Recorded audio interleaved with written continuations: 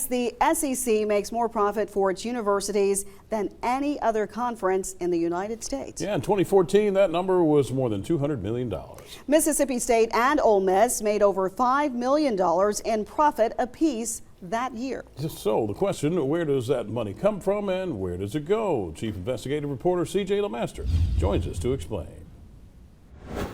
In 2014, SEC schools brought in more than $1.6 billion. That's according to USA Today. You might be wondering where that money ends up.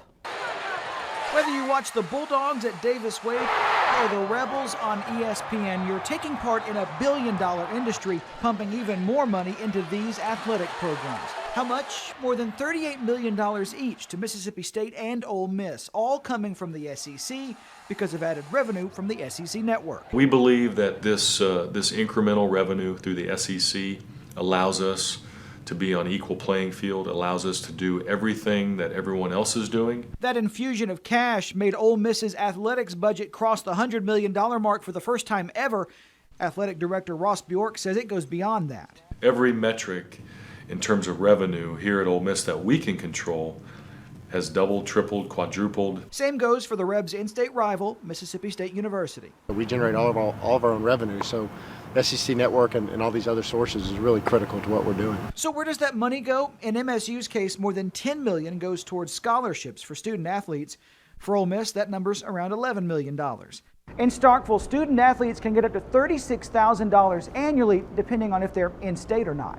Still, students who don't suit up inevitably end up helping to fund those who do through ticket sales, concessions, and even student activity fees. The most recent numbers to the NCAA indicate students at Ole Miss and MSU contributed more than $4 million in activity fees combined, fees that help keep those athletic budgets afloat. But what's in it for students? Well, I think the average student can capitalize on our success because it makes their degree perhaps have more power in the marketplace. We've had back-to-back years of record enrollment. I don't think there's any surprise that number one ranking in football 2 years ago had an impact on that. That impact can also be felt in the places these universities call home on game day. Cities like Oxford swell to 4, even 5 times their normal size. Approximately $13 million is spent in the community that wouldn't be spent if there wasn't a ball game. Starkville Mayor Parker Wiseman says that money's allowed them to complete things faster, like better roads and a new city hall. We very much coattail their success.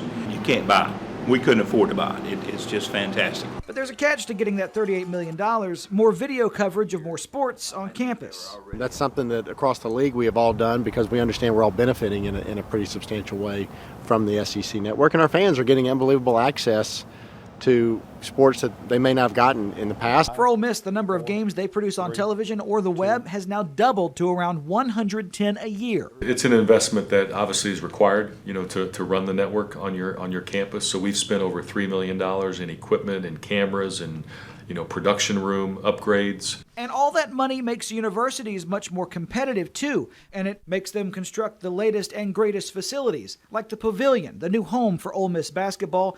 Also the most expensive arena constructed in the SEC, with a price tag of more than $96 million.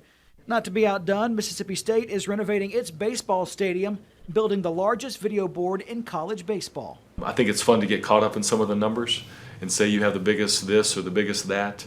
But the bottom line is, are you successful with that? Because if you have the biggest video board, but you're not winning any games or you're not graduating your student athletes, then it's meaningless. Now, some SEC schools like LSU have taken profits from their athletics program and put them back into academics. Mississippi State and Ole Miss say their profits went back into reserves and the athletics experience. In the studio, CJ LeMaster, 3 on your